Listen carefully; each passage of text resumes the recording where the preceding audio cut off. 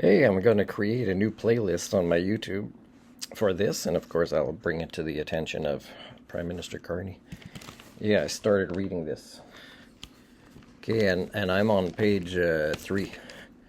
And the second paragraph starts These are the questions that this book seeks to explore.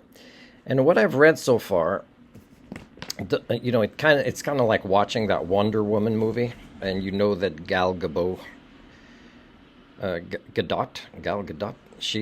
the actress from Israel, she's missing the point. She needs to keep seeing that movie so that she can live the life of a role model, not just by being a celebrity, but for her actions to match, what a hero would act like.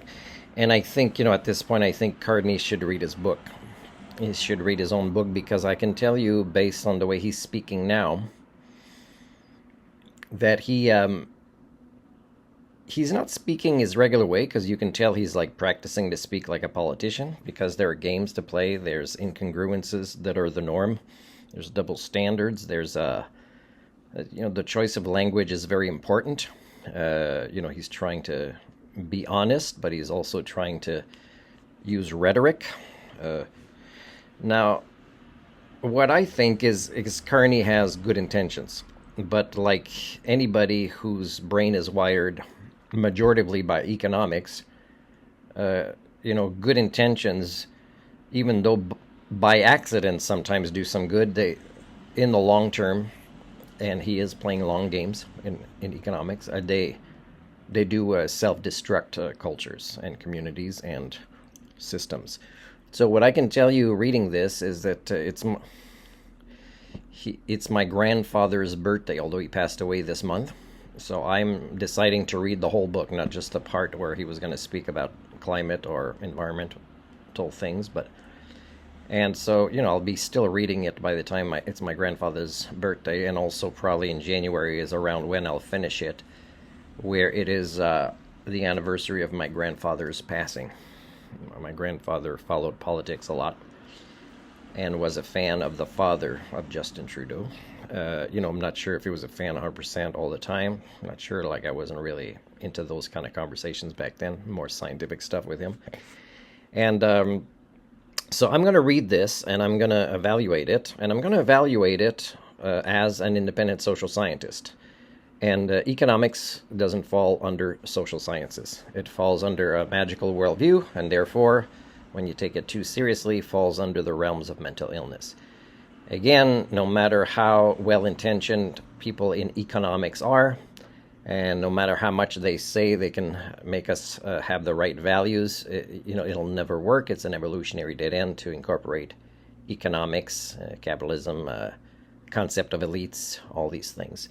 So I'll point out a lot of the inconsistencies, the incongruences, and all this. But again, I'm not trying to make Carney a villain, because Carney is just like most of your programming in economics.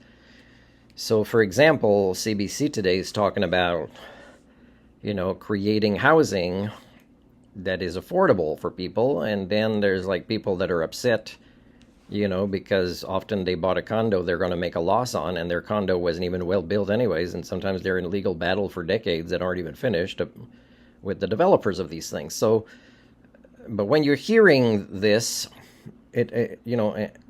nobody's saying it, but there is a divide between human rights or profit for a select few. Now, those things are mutually incompatible. There's no way to find a balance. Because this ongoing search for a balance, like he's going to be talking about, is an evolutionary dead end. It can't be reached because it's unattainable. You'll never succeed at finding a balance. You either have to decide, who do you want to be when you grow up? Somebody that values human rights, or somebody that has a chance, you and your families and your offspring and your kids, to make a profit, which means over others, right? That means your status will rise and others will fall. So, and it will. You can't get everybody in capitalism, and say statements like generations and generations to come. We already can't say generations to come. Because of capitalism, we are already collapsing so much of the systems we rely on for our basic needs, like safe water, healthy foods, not just food, healthy foods, and also things like education of quality, which I have never found anywhere around the planet in my research. Education of quality which leads a mind to be a lifelong learner and teacher of most things. Okay, so collective learning, one of the things that made us human.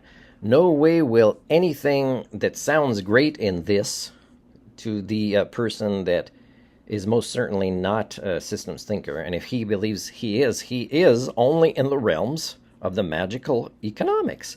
He isn't when it comes to science. Like if he says prosperity for generations to come for all. Well, all, what do you mean all? Do you mean like all of our species? Do you mean everywhere around the planet? Because already there's decisions that you're making as a politician, and you might say, well, this needs to be done now. Then when everybody is doing well, then we'll get back to human rights as a higher priority. The thing is that's what everybody has been saying for a long time. People don't realize that fixing with economics, with more economics, is one of the sure signs to show that it devolves the brain to be wired entirely in this way. Okay, so Prime Minister Carney, I believe that economically, there's probably no better Canadian-born person alive today that has a chance to live for a long time and work on such plans that's better than you. But that's also the biggest flaw, because the biggest flaw is many of us want you there, right? Because we're not ready to prioritize human rights. We're not ready to prioritize the natural world.